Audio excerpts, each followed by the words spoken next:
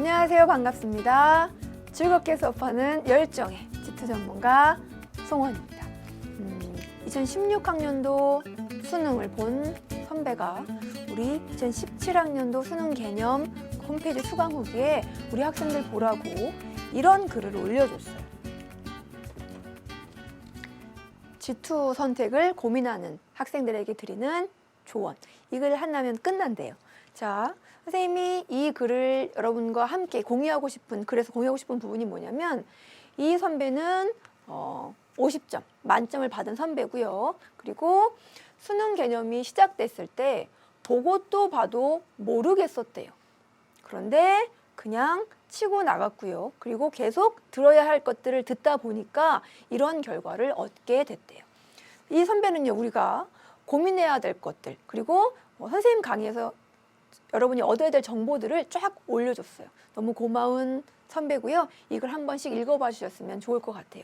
선생님이 이 선배의 글을 보면서 이런 명언이 떠올랐습니다. 성급하지 마라. 일찍 핀 꽃이 일찍 진다. G2 어렵다더니 이상하네. 나는 왜 이렇게 이해가 잘 되지? 헐, 내 머리 살아있네. 이러면서 문제 풀고 그냥 책을 탁 덮는 것보다 이 선배처럼 어려운 거 인정하고 이해 안 되는 거 계속 보고 또 보고 하는 것이 진짜 이해에 도달할 수 있는, 그죠? 진짜 원하는 목표에 도달할 수 있는 방법이라고요. 이번 시간에도 진짜 이해에 도달하기 위해서, 그죠? 열심히 노력해 줄 우리 학생들과 복습부터 시작해 보도록 하겠습니다.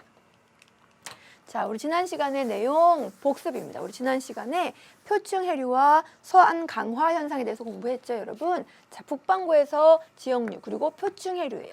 표층 해류는 지역류니까 무조건 수압 경도력의 무슨 방향? 직각 오른쪽 방향으로 흐르게 돼요. 자, 이 내용은 이번 시간에 공부할 내용. 그 다음 서안 강화 현상이에요. 서안 경계류와 동안 경계류 중에 누가 더 빠릅니까? 자, 이거 간단하죠? 왜 나타나느냐? 전향력이 고도로 갈수록 커지기 때문이에요. 그래서 순환의 중심이 중심에서 서쪽으로 이동하기 때문에, 서쪽으로 존재하기 때문에, 그래서 서쪽에 흐르는 흐름이 속도가 빠른 겁니다. 자, 이제 서안 강화 현상 금방 정리했고요. 그리고 북태평양 해류는요. 북태평양 해류, 북적도 해류, 쿠로시오 해류, 캘리포니아 해류 정도는 여러분 아열대 순환을 이루는 순환 4개와 적도 반류 정도의 이름을 알아두셔야 돼요. 북태평양 해류의 원인은 그쵸? 편서풍입니다. 위도 30도에서 60도 사이에서 편서풍 방향으로 동쪽으로 흘러가는 흐름이라고요. 지역류니까 수압 경도력의 직각 오른쪽. 북태평양 해류 보고 해수면이 어떻게 경사져 있는지, 즉 수압 경도력은 어떻게 형성되어 있는지 알아주셔야 돼요. 자, 해류가 이렇게 동쪽으로 흘러가요. 그럼 수압 경도력은 어느 방향으로 작용하냐면 수압 경도력의 직각 오른쪽으로 해류가 흘러가니까 수압 경도력은 북태평양 해류에서 북쪽으로 작용해 줘야 된다고요. 자, 그 다음 이것도 역시 이번 시간 내용이지만 한번 보면 무역풍이 세지면 에크만송이 강화돼서요. 에크만송이 많이 일어나면 경사가 더 커지게 됩니다. 그래서 용승 이번 시간에 관련된 현상이 뭔가 나타나게 되죠. 자, 그 다음 여기 또 지역류의 빈칸을 채워보면 지역류는 수압 경도력의 직각 오른쪽으로 작용해 주고요. 그리고 에크만 수송은요. 어느 지역의 경사를 보고 에크만 수송이 어느 방향으로 일어나는지 아셔야 돼요. 무슨 말이냐? 해수가 이렇게 경사져 있어요. 그러면 에크만 수송은요. 이쪽으로 나타난 거죠. 그죠? 그럼 에크만 수송이 이쪽으로 나타났다면 북반구, 남반구를 안다면 바람의 방향도 알 수 있어야 돼요. 그죠? 에크만 수송은 바람의 직각, 북반구에서는 오른쪽이니까. 여기가 북반구라면, 그리고 이쪽이 서쪽이고 이쪽이 동쪽이라면 바람이 무슨 풍이 불었을까요, 여러분? 그쵸? 이런 바람이 불어줘야 직각 오른쪽으로 에크만 수송이 나타나줘야 돼요. 여기는 북풍이 부는 지역입니다. 그죠? 에크만 수송은 이렇게 경사의 반대 방향으로 수송이 나타났다. 물이 많은 쪽으로 에크만 수송이 나타났다라고 정리해 주시면 돼요. 자, 이렇게 해서 아니네요. 또 있네요. 하나 더. 자, 여기 2015학년도 수능 문제들 자, 여기 요거는 이번 시간으로 넘기고요. 남적도 해류가 나타나는 위도. 남적도 해류는요. 남동무역풍이 부는 지역에서 다 남적도 해류가 흘러주게 되죠. 거기가 어디라고요? 그렇죠? 위도 30도 남반구에서 북위 5도까지. 그리고 위도 10도 북반구, 30도 북반구 사이에는 북동무역풍 부니까 북적도 해류가 나타나게 돼요. 그럼 위도 5도랑 10도 사이 바람 안 부는 지역 거기는요. 그렇죠? 적도 반류가 북적도 해류, 남적도 해류와 반대 방향으로 흘러가게 된다. 그다음 자, 서한강하 현상, 아열대 순환 이유. 유속은 똑같고요. 그런데 위도가 달라요. 위도가 A가 B보다 높아요. 우리가 바로 지난 시간에 기출문제로 풀었던 내용이에요. 그러면 해수면이 가장 높은 지점은 순환의 중심 C 지점이었죠. 전향력은 수압 경도력도 고위도가 컸습니다. 자, 이렇게 정리를 마무리하고 이제 이번 시간의 학습 주제로 넘어가 볼게요. 자, 지난 시간에 우리가 표층순환 공부했어요. 이번 시간에는 심층순환, 그리고 심층순환과 연결돼서 나타나는 현상, 용승, 침각, 엘니뇨, 라니냐까지, 즉 대기와 해양의 상호작용에 대해서 공부할 거예요. 자, 첫 번째 심층순환의 정의부터 한번 시작해 보도록 할게요. 자, 심층순환이 무엇이냐? 우리 교재에 나와 있는 대서양에서의 심층순환 모습이에요. 심층순환이 뭐냐? 첫 번째 정의부터 출발합니다. 우리 교재에 심층순환이 이런 순환이라고 적혀 있어요. 뭐라고 적혀 있냐? 첫 번째 심층순환은 고위도에서 표층 해수가 표면의 해수가 침강해서 가라앉아서 아주 느리게 해저 바닥을 통해서 다른 위도로 저위도로 이동해가는 흐름이래요. 하나씩 한번 분석해 볼까요? 고위도. 그럼 저위도는 안 된다는 얘기인가요? 될까요? 안 될까요, 여러분? 자, 표면에 있는 물이 가라앉아야 돼요. 이렇게 쭉 가라앉아야 돼요. 그러려면 안정해야 될까요? 불안정해야 될까요? 그렇죠? 안정하면 안 돼요, 여러분. 이거 기억납니까? 혼합층, 수온약층, 심해층. 이렇게 수온약층이 잘 발달되어 있는 저위도는 안정해서요.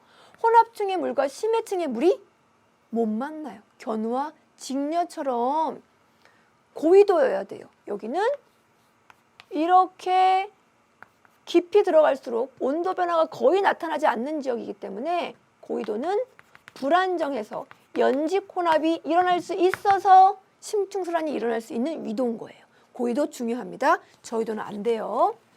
그 다음 표층 해수가 가라앉는데요. 이렇게 쭉 가라앉으려면 가벼워야 돼요? 무거워야 돼요? 무거워야 돼요. 다시 얘기하면 밀도가 커야 돼요. 우리 해수의 성질에서 밀도를 결정하는 엄청 중요한 두 요인 공부했는데 뭐죠? 수온과 염분. 그렇죠. 수온은 어때야 밀도가 클 수 있어요? 맞아요. 차야 돼요. 염분은요? 높아야 돼요.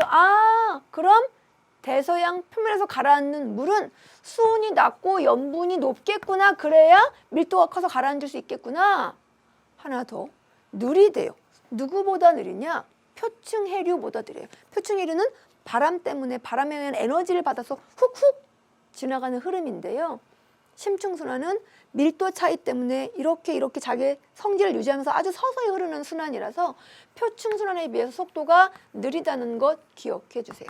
자, 그러면 이 심층순환이 고위도에서 가라앉아서 저위도로 이동하면서 어떤 역할을 하는지 각각의 순환들의 종류부터 역할 그리고 밀도 차이까지 한번 정리해 보도록 하죠. 자, 여기도 그냥 해야 되네요. 두 번째. 그럼 밀도 차이 여러분 한번 선생님한테 얘기해 줘 보세요.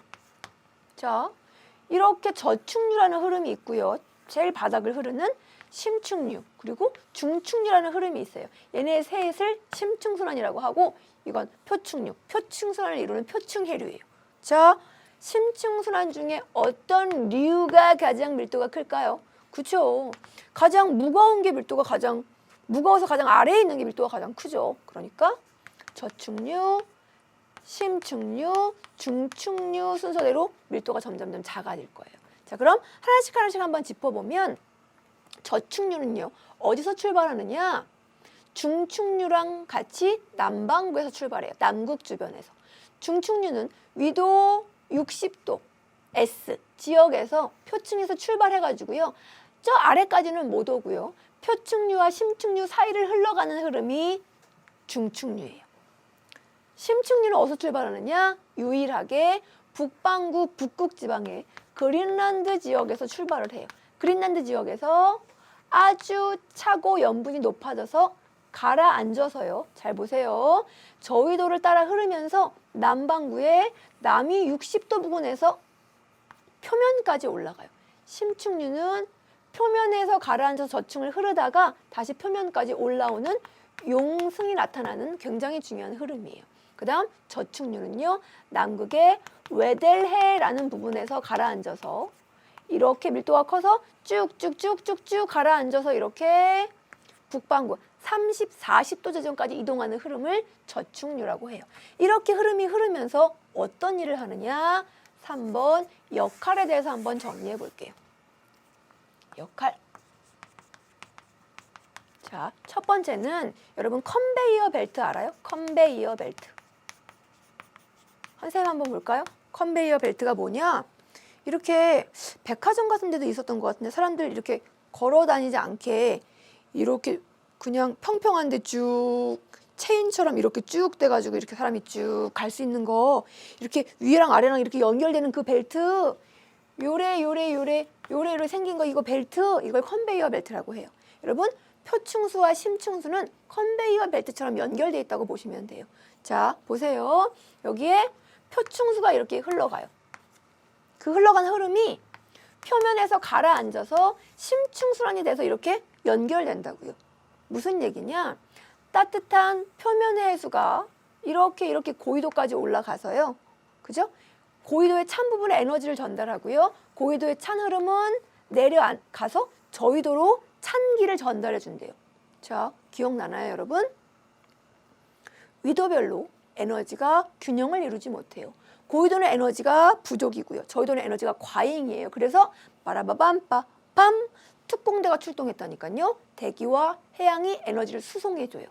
그런 수송의 한 형태가 심층순환과 표층순환의 연결이라고요. 심층순환의 제1 역할은요. 그렇게 에너지 불균형을 해소하는 평형에 기여하는 역할을 하는 거죠. 두 번째, 자, 해수의 성질에서 우리가 해양 공부한 첫 번째 시간에서 용존 산소량 그래프 배웠던 걸 한번 머릿속에 떠올려 보세요.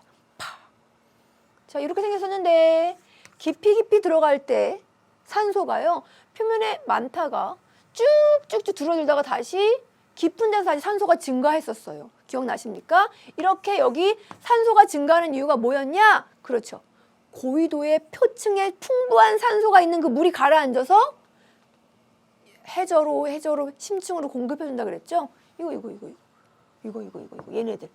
표층에 산소가 풍부한 물이 가라앉아서 심층으로 산소를 공급하고 있는 거죠. 굉장히 중요한 역할. 두 번째, 산소 등의 중요한 물질을 표층에서 심층으로 전달하는 역할을 해준다고요. 자, 이렇게 심층순환의 정의, 특징, 그리고 역할까지 정리를 마무리했거든요. 자, 그럼 정리를 한번 해보면 심층순환은 굉장히 온도가 낮고 요거 염분이 높아서 밀도가 큰 물이 가라앉아서 심층으로 이동하는 흐름이구나, 느리게. 그죠? 그런데 이해하기로 넘어갑니다. 지구가 점점 따뜻해지고 있어요. 여기가 저층수가 가라앉는 지역이고요. 여기가 심층수가 가라앉는 지역인데요. 이 두 지점이 점점 따뜻해지고 있어요. 지구온난화와 연결돼서. 그러면 따뜻해지면 수온은 어떻게 될까요, 여러분? 그죠? 높아져요. 지구온난화 때문에 수온이 높아져요. 염분은 어떻게 될까요? 바닷물이 점점 따뜻해지고 대기가 따뜻해지면 고산 지역의 빙하도 녹고요. 바다에 떠있는 빙하도 녹아요. 맹물로 되어 있는 빙하가 녹으면 주변 물의 염분은 희석되게 되죠. 염분이 낮아지게 돼요. 수온 높아지고 염분 낮아져요? 그럼 밀도가 어떻게 되느냐? 침강하지 않는, 가라앉지 못하는 밀도가 작아지는 방향으로 변화하게 되죠. 그래서 지구온난화 때문에 침강이 이루어지는 지역의 침강이 약화되고 있어요. 선생님이 조금 전에 심층순환의 역할 첫 번째는 컨베이어 벨트라고 말씀을 드렸죠. 그렇죠? 이렇게. 표면의 물이 이동하고요. 그렇죠?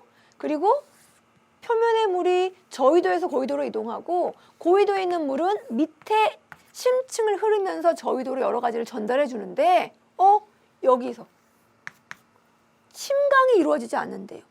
순환의 버튼이 눌러지지 않는데요. 얘가 약해지면 표층순환, 열을 이동해주는 표층순환도 약해져요. 심층순환이 약해지면, 약화되게 되면 컨베이어 벨트로 연결되어 있기 때문에 표층순환도 약화되게 돼요. 그러면 에너지가 고위도로 잘 전달되지 않으니까 침강이 됐던 그 지점의 온도는 점점점 어떻게 될까요? 에너지가 안 오니까 온도가 낮아지게 된다고요. 이거 천천히 생각해 보시고요. 그 다음 매직 5도로 넘어갑니다. 저위도에서는 수온 약층이 있으니까 심층순환이 출발할 수 없다고요. 침강이 잘 이루어지지 않습니다. 침강은, 심층순환의 시작은요, 고위도죠. 고위도. 하나 더. 심층순환은 그래서 어디서 침강한다? 고위도에서. 밀도는 저층류, 심층류, 중층류 위치 보고 여러분 파악하실 수 있어요. 이렇게 해서 심층순환을 마무리하고 용승과 침강으로 넘어가 볼게요. 자, 용승은요, 여러분, 밑에 찬물이 위로 올라오는 현상이에요. 침강은요, 표면에 있는 물이 심층으로 내려가는 현상이에요. 자, 표층과 심층. 용승은 심층에 있는 물이 표층으로 올라오는 현상, 수직적으로. 침강은 표층에 있는 물이 심층으로 가라앉는 현상. 이걸 침강, 저걸 용승이라고 해요. 물이 왜 이렇게 이동하게 되나요? 그건 역시 컨베이어 벨트 상상해 주시면 돼요. 특정한 지역의 물이요, 육지 부근에 있던 물이 외로 이렇게 이동해 줬어요. 그럼 표면에 있는 물이, 육지 부근에 있는 물이 없어지니까 그걸 메워주려고 심층에 있는 찬물이 올라오게 되는 거죠. 그럼 얘는 일로 왜 가는데요? 이동하는 이유가 뭔데요? 바람 때문이에요. 바람이 계속 불면, 지속적인 바람이 불면 에크만 수송이 나타나죠. 물이 이동하게 돼요. 그래서 정리해보면 용승과 침강은요, 바람에 의한 에크만 수송 때문에 물이 이동한 것을 메워주기 위한 수직적인 흐름이 돼요. 용승과 침강은 중요한 게 바람과 에크만 수송의 방향, 그리고 용승 침강의 방향을 찾아주시는 거예요. 자, 일단 용승부터 그럼 한번 시작해 보면요. 자, 용승은요, 찬 심층수가 표층으로 상승하는 과정을 용승이라고 얘기한대요. 자, 여러분 여기 보면 우리나라가 이렇게 있어요. 우리나라 이쪽 바다를 서해, 동해라고 하죠. 여기를 서해안, 이쪽을 동해안이라고 해요. 그럼 지금 육지가 이렇게 있고 바다가 있으면 이건 무슨 해안입니까? 육지의 서쪽이니까요. 그렇죠? 이렇게 서해안에 북풍이 불게 되면 여기 북반구거든요.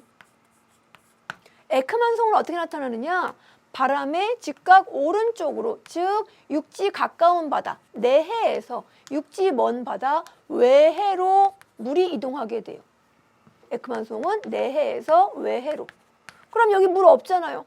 내 거 다 가져가네. 나 어떡해? 그럼 여기 밑에 있는 찬물이 걱정 마. 내가 채워줄게. 그러면서 컨베이어 벨트처럼 연결이 돼준다고요.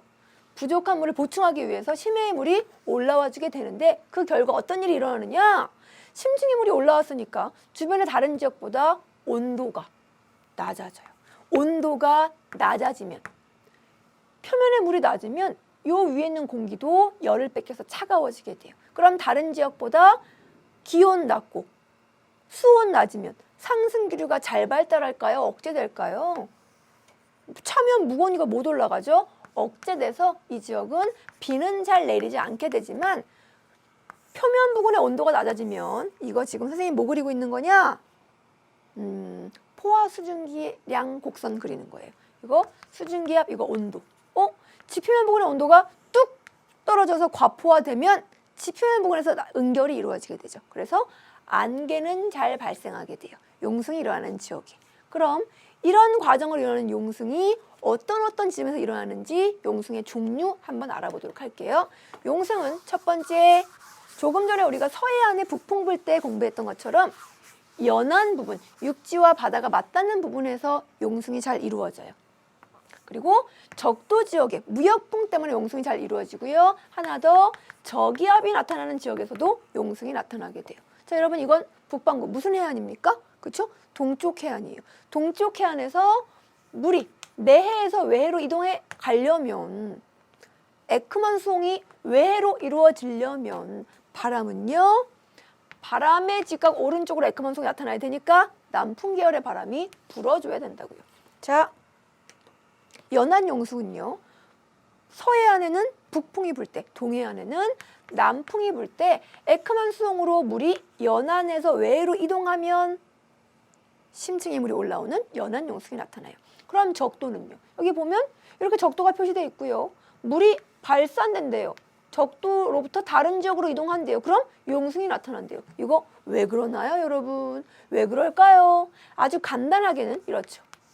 간단하게는 0도, 30도, NS. 선생님 여기도 무역풍 불고 여기도 무역풍 부니까 에크만 수송, 발산, 물 없으니까 올라와야죠. 이렇게 간단하게 이해해줘도 되고, 우리 지난 시간에 이거 배웠잖아요. 사실 적도 지방은요, 더 디테일하게 여기가 위도 5도죠. 위도 5도. 여기가 남반구. 바람이 위도 5도까지 무슨 바람 불어요? 그쵸. 남동 무역풍이 이렇게 불게 돼요. 그러면 적도를 기준으로 북반구에서는 에크만 수송이 북쪽으로, 남반구에서는 남쪽으로 어떻게 생각해줘도 적도에서 북쪽, 남쪽으로 물이 가는 발산이 나타나요. 적도 지점이 다 가져갔어. 내 물 다 가져갔어. 그러면 밑에서 듣고 있던 착한 심층의 물이 내 거 줄게 그러면서 슉 올라오는 현상이 나타나는데 그걸 적도 용승이라고 얘기한다고요. 그럼 적도 용승의 원인은 뭐 때문이라고 얘기해야 돼요? 무역풍 때문에라고 얘기해야죠. 적도 용승은 무역풍 때문에 적도로부터 고위도로 물이 이동하는 발산이 나타나서 물이 없으니까 밑으로부터 올라오는 현상, 용승이 나타나는 걸 적도 용승이라고 얘기해요. 자, 그럼 선생님이 하나 더, 저기압 지역에서도 용승이 나타난다고 말씀드렸어요. 자, 북반구 저기압입니다. 바다 한가운데 이렇게 주변보다 기압이 낮아요. 그럼 바람은 어떤 바람이 불어 들어오나요? 바람은 기억나시죠? 저기압은 바람이 불어 들어와요. 무슨 방향으로? 반시계 방향으로 이렇게 바람이 불어 들어와요. 이게 바람이. 바람이 이렇게 지속적으로 불면 바람의 북반구, 직각 오른쪽으로 에크만 수송이 나타나요. 바람의 직각 오른쪽, 직각 오른쪽, 직각 오른쪽, 하얀색이 에크만 수송이에요. 바람이 분명 반시계 방향으로 들어오는 수렴이 나타났어요. 이 중심으로 들어오는 바람 때문에 바람의 직각 오른쪽 방향으로 물이 이동하는 에크만 수송은요, 중심에서 바깥쪽으로, 표층에서는 저기압 중심에서 외곽으로 이동하게 되니까 가운데 물이 없어요. 어떻게 해야 되느냐? 깊은 데서 올라오는 뾰로로로로롱 용승이 나타나줘야 된다고요. 그럼 여러분 참고 CF 고기압에서는요. 여기가 똑같이 이렇게 주변보다 기압이 높은 고기압은 다른 게 반대가 나타나있구나. 이해는 가죠. 일단 바람은요. 시계 방향으로 불어 나가죠. 이렇게 시계 방향. 바람. 그럼 에크만 수송은요. 바람의 직각 오른쪽, 바람의 직각 오른쪽, 바람의 직각 오른쪽 수송이 중심으로 나타나요. 그럼 물이 가운데 모이니까 안으로 들어가는 침강이 나타나요. 북반구 저기압 해양에서는 중심에서 용승이, 고기압에서는 침강이 나타난다라고 정리해 놓고, 그 다음 매직 워드로 중요한 내용 한 번 더 짚어보도록 하죠. 자, 에크만 수송은요. 용승 침강의 주인공인 에크만 수송은요. 어느 쪽으로 작용하느냐? 바람의 직각 오른쪽으로 작용해요. 그래서 에크만 수송을 보면 바람 방향을 유추할 수 있어야 되고요. 바람을 보면 에크만 수송을 유추해서 용승이 일어날지 침강이 일어날지 판단할 수 있어야 돼요. 그렇죠? 에크만 수송이 바람의 직각 오른쪽으로 나타나서 용승이 나타나려면 해수는 어디로 가야 되느냐? 연안에서 바깥바다, 외해로 나타나줘야 돼요. 이동해줘야 돼요. 적도에서는 왜 에크만 수송이 나타나느냐? 원인이 뭐 때문이다? 바람이죠, 역시. 그런데 무역풍 때문이라고요. 무역풍 때문에 정확히는 남동 무역풍 때문에 해수가 고위도로 발산해 주니까 용승이 나타나게 된다고요. 자, 이렇게 해서 용승 내용 마무리하고요. 침강 해야죠. 침강. 용승만 너무 많이 하니까 침강이 나는 이러고 있어요. 자, 침강 들어갑니다. 침강은 표면에 있는 물이 이렇게 심층으로 가라앉는 현상이에요. 지금 이렇게 침강의 방향이 보이고 있죠. 이렇게 표면에 있는 물이 가라앉으려면 해수가 외해에서 내해로 와줘야 가라앉을 수 있어요. 그러려면 바람이 어떻게 불어야 되느냐? 서해안에 용승 때와 반대로 남풍이 불어줘야죠. 이렇게 표층수가 아래로 가라앉는 현상, 아래로 하강하는 현상을 침강이라고 얘기하는데, 침강은요, 서해안에 남풍이 불어서 에크만 수송이 외해에서 육지와 가까운 바다, 연안, 내해로 이동해주면 연안, 내해 같은 말입니다. 물이 연안에 너무 많으니까 가라앉아서 컨베이 벨트로 연결되니까 가라앉아서 침강이 된다. 그럼 표면에 따뜻한 물이 몰려와서 침강되는 지역은 심층에 있는 물이 올라오는 용승이 일어나는 지역과 온도 상승률이 면에서 분명히 차이가 날 거예요. 그죠? 용승이 일어나는 지역은 표면에 여기 지역이 주변보다 온도가 낮아야 돼요. 심층에 물이 올라오니까. 침강이 일어나는 지역은 어떻겠어요? 따뜻한 물이 몰려오니까 용승 때보다 표면 온도가 높아요. 바다의 온도가 높으면 공기의 온도도 높아지고요. 그럼 공기가 가벼워져서 상승기류가 활발하게 나타나게 되죠. 용승 시기보다 혹은 용승 지역보다 비가 더 많이 오게 됩니다. 자, 이렇게 해서 용승과 침강 마무리하고요. 이제 엘니뇨와 라니냐로 넘어가 볼게요. 자, 엘니뇨, 라니냐가 뭐냐? 여기 태평양이에요, 여러분. 태평양. 저 위쪽이 북쪽, 우리 쪽이 남쪽, 요쪽이 동쪽, 요쪽이 서쪽. 동태평양 지역, 서태평양 지역. 저기를 북쪽, 남쪽이라고 하는데 엘니뇨, 라니냐는요. 여기 동태평양 지역에 평상시에 비해서 동태평양 지역의 해수의 온도가 높아지면 그걸 엘니뇨라고 얘기해요. 동태평양 지역의 온도가 평소보다 더 낮아지면 라니냐라고 불러요. 그럼 서태평양, 동태평양이 평상시에 어떤지를 알아야 온도가 높아지면 엘니뇨, 온도가 낮아지면 라니냐인지 알 수 있겠죠? 또 이건 각각 왜 나타나는지 그 원인까지 한번 분석해 보자고요. 먼저 엘니뇨, 라니냐 없을 때 평상시부터 한번 이해해 봅니다. 물이요, 여러분 그림 보니까 표면에 물이요. 동쪽으로부터 서쪽으로 쭉쭉쭉쭉쭉 잘 이동하고 있네요. 왜요?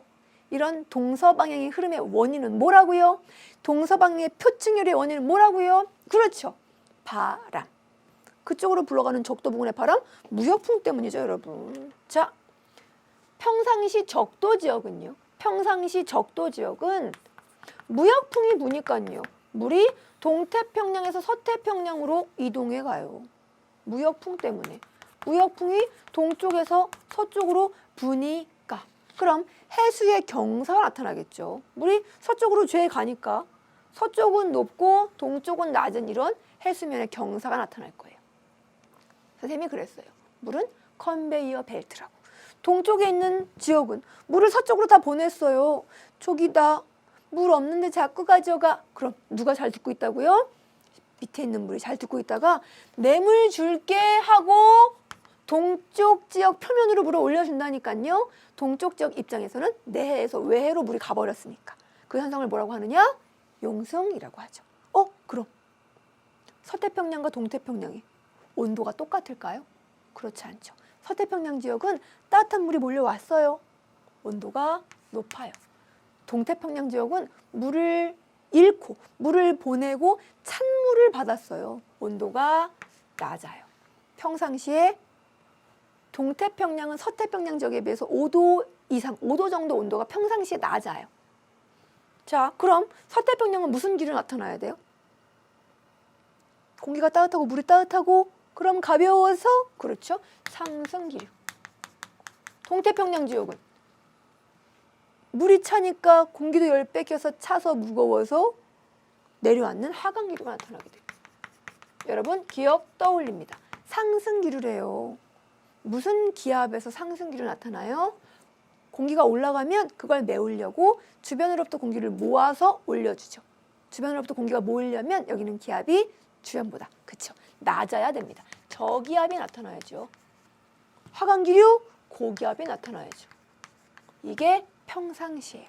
그런데 무슨 이유인지 모르게 갑자기 적도 지역에 부는 중요한 바람인 무역풍이 약해지기 시작합니다.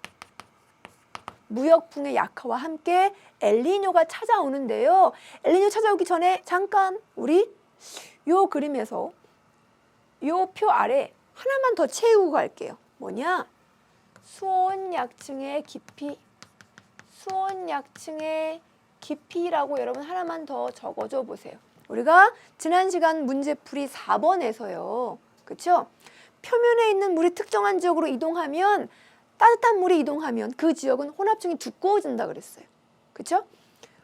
여기 있는 물을 보내면 따뜻한 물이 별로 없으니까 혼합층이 얇아진다 그랬어요. 그러면서 수온약층이 시작되는 깊이는 표면 해수의 경사와 이렇게 반대되는 모습을 갖게 된다고 말씀드렸죠. 확인해 볼게요. 요거 찬 해수가 시작되는 지점, 여기가 수온약층이 시작되는 깊이예요. 더 색깔 뚜렷하게 핑크로 해주면 따뜻한 물이 서쪽으로 갔으니까 서쪽은 표면의 경사는 이렇게 나타나죠. 물 많아요. 따뜻한 물, 여기는 물 적어요. 그럼 수온약층이 시작되는 깊이는요. 서쪽에서 더 깊게 되죠. 동쪽은 얕게 돼요. 찬물이 용순돼서 이만큼이나 올라왔으니까요. 그래서 정리해보면 서태평양은 수온약층의 깊이가 따뜻한 물의 이동으로 동태평양 지역보다 깊게 나타나고요. 동태평양은 얕게 나타나게 돼요. 이해 가시죠? 자, 그럼 이제 엘니뇨로 한번 넘어가 볼게요. 자, 엘니뇨 갑니다.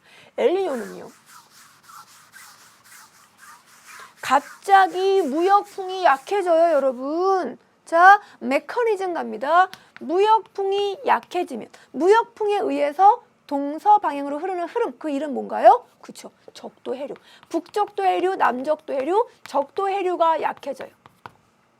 그리고 그 경사 때문에 돌아오는 물이었던 적도 해류와 반대 방향으로 흐르는 흐름, 뭡니까? 적도 반류. 이 흐름이 워낙 약해지니까 적도 해류가 10m/s식으로 북적도 남적도 흘러갔었어요. 적도 반류는 3m/s로 거꾸로 서쪽으로 돌아오고 있었어요. 그런데 갑자기 적도 해류들이 1m/s로 유속이 줄어요. 그럼 상대적으로 얘에 비해서 3분의 1이나 흐름이 약한 흐름이었지만 워낙 얘가 약해지니까 나는 그대로 3m/s 그대로인데 상대적으로 강화가 되는 거죠. 적도 반류가 상대적인 강화가 나타나게 됩니다. 그럼 물이 이제 어디서 어디로 이동하게 될까요? 이제 서에서 동으로 이동하죠. 적도 반류와 함께. 그럼 서태평양의 많은 물이 점점점 동태평양으로 이동하면서 서태평양의 해수의 경사가 낮아집니다. 동태평양이 조금씩 높아지기 시작해요. 평상시보다 경사가 심하진 않지만 결과적 나중에는 동태평양의 해수면 경사가 조금 높게 돼요. 그럼 동태평양 예전부터 일어났던 용승 일어날 필요 있겠어요, 없겠어요? 없죠, 여러분. 그죠? 지물을 보냈어야 용승이 나타났는데 이제 안 보냈어야 되려 받고 있어요. 그래요? 그죠? 서태평양은 따뜻한 물을 자기 따뜻한 물을 보냈어요. 잃었어요. 그러면 수온의 변화가 나타나죠. 동태평양은 따뜻한 물이 막 몰려오니까 온도가 많이 높아져요. 서태평양 온도가 비슷하거나 조금 낮아져서 선생님이 그랬어요. 평상시에 서태평양과 동태평양의 온도 차이가 서태평양이 5도 정도 높은 온도라고요. 그런데 엘니뇨 때는 비슷비슷해져요. 동태평양은 온도가 많이 높아지면서 상승 기류가 나타나고요. 서태평양은요, 온도가 조금 낮아지면서 상대적인 하강 기류가 나타나요. 그러면 서태평양 원래 기압이 저기압이었잖아요. 동태평양보다. 그런데 그게 높아집니다. 동태평양 하강 기류 고기압이었잖아요. 그런데 상승 기류 때문에 기압이 낮아지게 돼요. 하나 더. 수온 약층의 깊이는요, 여러분.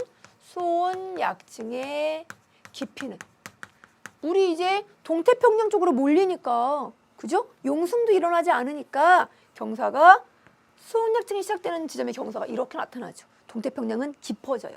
자, 요게 엘니뇨 때 변화된 수온 약층의 깊이가 돼요. 수온 약층 얕았다가 평상시에 깊어져요. 동태평양은. 서태평양은 깊었다가 얕아지게 된다고요. 서태평양 얕아짐, 동태평양 깊어짐. 이렇게 이해해 주시면 됩니다. 자, 이 내용 중요한 정리 들어가 볼게요. 서태평양은요, 엘니뇨 때 따뜻한 물이 덜 와요. 그러니까 상승 기류가 약해져서요. 강수량이 많이 줄어들어서 가뭄이나 산불에 시달리게 됩니다. 엘니뇨 때. 동태평양 지역은 그럼 좋기만 할까요? 평상시보다 따뜻한 물이 너무 많이 이동하는데 준비가 안 돼 있어요. 그런데 너무 따뜻한 물이 몰려와서 너무 급작스러운 상승 기류와 급작스러운 많은 비가 내리게 되죠. 준비가 안 되는데 비가 많이 내리면 어떻게 돼요? 홍수나요. 강수량 증가로 홍수나요. 그리고 원래 동태평양 지역은 찬물이 올라와서 산소가 풍부하고 영양염료가 풍부해서 물고기들이 좋아하는 좋은 어장이었어요. 그런데 이제 따뜻한 물이 몰려오면 산소 없죠. 영양염료도 줄어들어요. 그러면 좋은 어장인 줄 알고 몰려들었던 물고기들이 떼죽음을 당하게 됩니다. 산소가 없으니까. 그래서 용승이 억제되면서 어장도 황폐화가 이루어지게 돼요. 자, 이렇게 정리를 마무리하고 동태평양 지역에만 초점을 맞춰서 출제된 문제 가지고 매직어도 한번 정리해 볼게요. 자, 엘니뇨 시기에 동태평양 수온은 어떻게 된다고요? 시작부터 얘기하고 넘어갔죠? 올라가야 돼요. 용승 안 일어나고 따뜻한 물 몰려오니까요. 동태평양 해수면 높이는요? 갔던 물이 되돌아오니까 높아지게 되죠. 용승은 억제됩니다. 그럼 하나 더. 수온 약층의 깊이는요? 원래 얕았었는데 따뜻한 물이 몰려오면서 깊어지게 된다로 정리를 마무리하고 이제 라니냐, 엘니뇨 비교로 한번 넘어가 볼게요. 자, 엘니뇨는 원인 여러분 적을 수 있어요. 그렇죠? 엘니뇨 원인 뭘까요? 무역풍이 약해지는 거예요. 그럼 라니냐는 동태평양의 온도가 더더더 낮아지는 현상이래요. 용승이 더더더 활발하게 나타날 때 나타나는 현상이거든요. 왜요? 무역풍이 강화돼서 나타나는 현상이에요. 그럼 해수는 어디로 이동하느냐? 무역풍이 약해졌으니까 엘니뇨는 동쪽으로. 라니냐는 무역풍이 강한 평상시를 더 세게 만들어 놓은 거예요. 라니냐는. 그러니까 동쪽에서 서쪽으로 무역풍 방향으로 이동해 줘야겠죠. 해수면 경사. 엘니뇨 때는 이렇게 경사가 나타나게 돼요. 라니냐 때가 경사가 더 크다고 보시면 됩니다. 용승은요, 동태평양의 용승이거든요. 엘니뇨 때 억제되고요. 라니냐 때 엄청 활발하게 용승되죠. 동태평양의 수온은요, 역시 동태평양의 수온 높고요. 라니냐 더 낮습니다. 수온 약층의 깊이는요, 엘니뇨 때 깊어져요, 여러분. 요거 입에서 탁 나올 만큼 반복해 주셔야 돼요. 라니냐 때는 더더더 찬물이 바다 표면까지 올라오니까 굉장히 얕아지게 됩니다. 자, 이렇게 라니냐와 엘니뇨 비교까지 마무리하고요. 그리고 라니냐는 평상시와 비슷하다는 것 기억하시면서 기출문제로 넘어갑니다. 자, 첫 번째 문제. 그림은 태평양에서 용승이 활발하게 발생하는 해역이에요. 자, 여러분, 용승이 나타났대요, 지금. 밑에 있던 찬물이 위로 올라왔대요. 그럼 이렇게 연안 지역에서는 물이 어디서 어디로 이동해 줘야 용승 나타납니까? 그쵸. 외해로, 여기도 내해에서 외해로 이동해 줘야 용승 나타나요. 그럼 이 에크만 수송, 노란색 에크만 수송으로 우리는 바람 방향을 알아낼 수 있죠. 에크만 수송. 북반구에서는 어떻게 나타나요? 바람의 직각 오른쪽. 그렇죠? 바람이 이렇게 B지역에서는 북풍이 불어줘야 바람의 직각 오른쪽으로 에크만 수송이 나타나요. 그래서 B지역은 북풍이 불어요. C지역은요? 에크만 수송이 내에서 외로 나타났어요. 그럼 어떤 바람이 불어줘야 되느냐? 남반구에서는 바람의 직각 왼쪽으로 에크만 수송이 나타나니까 바람이 남쪽으로부터 불어가는 바람, 남풍이 불어줘야 되죠. 그럼 여기서 적도 지역에서도 에크만 수송이 나타났잖아요. 용승이 나타났다는 건 어느 쪽으로? 고위도 쪽으로. 발산. 뭐 때문에? 그쵸? 요런 바람들, 무역풍 때문에. 자, 이렇게 정리를 하고 보기 볼게요. 기억. A지역에서는 여기.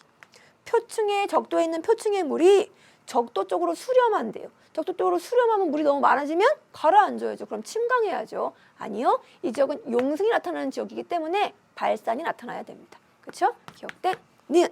B에서 에크만 수송은 먼 바다 쪽으로 나타났어요. 에크만 수송이 내에서 외로 나타나줘야 용승이 나타난다고요. 니은 맞는 설명. 디귿. C에서 용승은 북풍 계열의 바람에 의해서 발생한다. 남반구기 때문에 북풍 계열의 바람이 불어주게 되면 이렇게 북쪽, 남쪽, 동쪽, 서쪽이잖아요. 북풍 계열의 바람이 불면 바람의 직각 왼쪽으로 이쪽으로 이렇게 에크만 수송이 나타나서 침강돼야 돼요. 아니요. 남풍이 불어줘야 에크만 수송이 외해로. 그래야 용승이 나타나게 돼서 디귿도 틀린 설명. 정답 니은이 됩니다. 이 문제 간단하게 보이지만 그렇죠? 용승과 에크만 수송 바람을 다 같이 이해해야 풀 수 있는 문제거든요. 충분히 복습해 주시고 이제 조금 어려웠던 문제 2015학년도 9월 모의평가 문제로 넘어갈게요. 여러분 심층순환 문제인데요. 자, 잘 보세요. 그림 가는 전 지구적인 해수의 순환이에요. 가는, 나는 뭔가 가의 순환이 변했대요. 그래서 나타나는 결과값이에요. 자, 그럼 가부터 한번 볼게요. 가의 요 예쁜 보라색은요 표층수예요. 그리고 진한 색 남색은 심층수예요. B지역은 표층수가 저위도에서 고위도로 이동되는 지점이고요.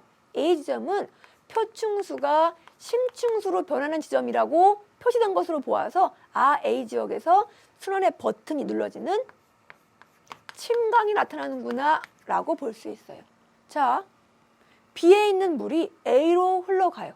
그러면 여러분 B에서 A로 에너지가 전달되기 때문에 그리고 심층순환에 의해서 B도 영향을 받기 때문에 이런 일이 일어나면 B 지점의 온도는 점점점 어떻게 해야 될까요?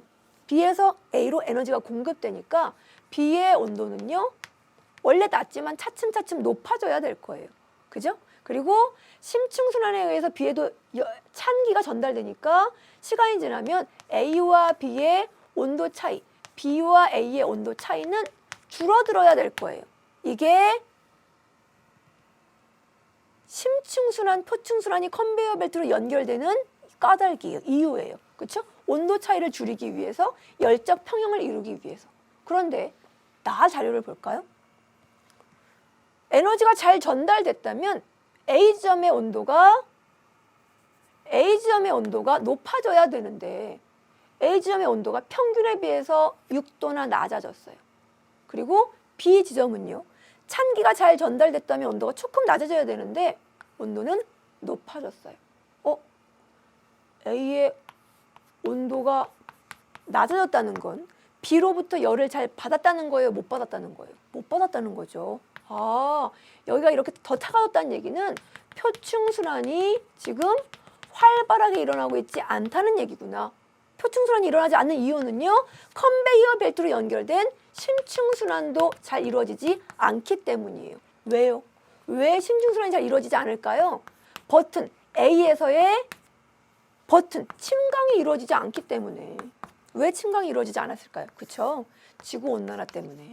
지구가 점점 따뜻해지면 A 지역의 수온이 높아지고 염분이 낮아져서 밀도가 작아지니까. 그래서 A, B의 온도 차이가 평상시보다 A 지역은 A는 원래 온도가 낮고 B는 원래 온도가 높은 지역인데 A는 평상시보다 온도가 더 낮아졌어요. B는 조금 올라갔어요. 차이가 증가하게 됐죠. 이해 가십니까? 아, 가순환에 뭔가 변화가 생겨서 나 같은 결과가 나타났군 이라고 이해해 주셔야 되는 자료예요. 보기 갈게요. 기억. 나같이 변화하려면 가에서 어떤 일이 벌어졌어야 되느냐 추측하는 겁니다. A 지역에서 침강이 강해졌다. 침강이 강해졌으면 표층계류가 더 강하게 올라와야죠. 그러면 A의 온도가 높아져야죠. 그렇지 않죠. 침강이 약해졌으니까 표층순환이 올라오지 않은 겁니다. 니은 B에서 A로의 열 수송이 약해졌으니까 A의 온도가 저렇게 낮아진 거죠. 요거 맞는 설명. 디귿 A와 B 사이의 기온 차이는요. A 원래 낮았고 B 높았죠. 저위도 고위도니까. 근데 A는 더 낮아지고 B는 살짝 높아졌어요. 차이는 증가한 게 맞습니다. 그래서 니은 정답은 2번이 돼요. 자, 이제 엘니뇨 문제 한번 풀어보도록 하죠. 자, 그림은 태평양 적도 해역에서 엘니뇨 시기와 평상시의 해수면과 수온 약층을 모식적으로 나타냈어요. 그런데 무엇이 평상시고 무엇이 엘니뇨 시기인지는 알려주지 않았어요. 우리가 알아야 돼요. 자, 평상시부터 한번 생각해 볼게요. 이쪽이 동태평양, 이쪽이 서태평양. 평상시에는 바람이 어떻게 불어요? 저렇게 서쪽으로 불죠. 무역풍이. 그래서 해류도 북쪽 대류, 남쪽 대류, 서쪽으로 가니까 해수면이요. 서쪽이 높고 동쪽이 낮은 요 B가 평상시가 돼요. 그런데 엘니뇨 때는 무역풍이 약해지면서 물이 되려 거꾸로 동쪽으로 오니까 동쪽이 조금 높아진 해수면 A가 요게 바로 엘니뇨 때가 되죠. 자, 평상시에는요. 서쪽에 물이 많으니까 따뜻한 물이 많으니까 서쪽의 수온 약층은 깊은 데서 나타나요. 동쪽은 물을 보내고 용승이 나타나서 찬물이 표면과 얕은 지역까지 쭉 올라오게 되니까 수온 약층이 얕게 나타나요. 그래서 평상시에 수온 약층이 나타나는 깊이가 돼요. 이 T가 평상시죠. 그런데 엘니뇨 때가 되면 동쪽으로 따뜻한 물이 몰려오면서 두터워지면서 수온 약층이 생기는 깊이가 깊어지고요. 서쪽은 얕아지게 돼요. 이게 엘니뇨 때. 이렇게 정리해 놓고 보기 갈게요.